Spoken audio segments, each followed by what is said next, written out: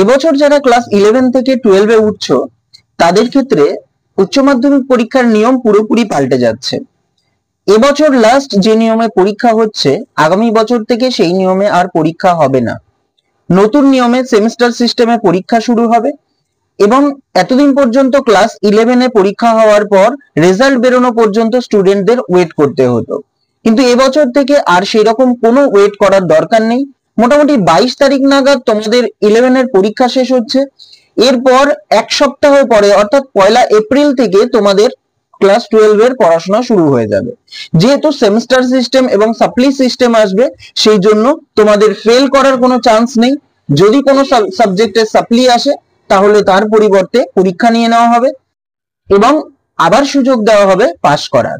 সুতরাং উচ্চ মাধ্যমিক পরীক্ষার নিয়মে বড়সড় পরিবর্তন আসছে। প্রত্যেক 6 মাস অন্তর অন্তর ক্লাস 11-এ যেরকম তোমরা পরীক্ষা দিয়েছো, ক্লাস 12-এও সেম টাইপের পরীক্ষা হবে এবং সেমিস্টার সিস্টেমে পরীক্ষা হবে।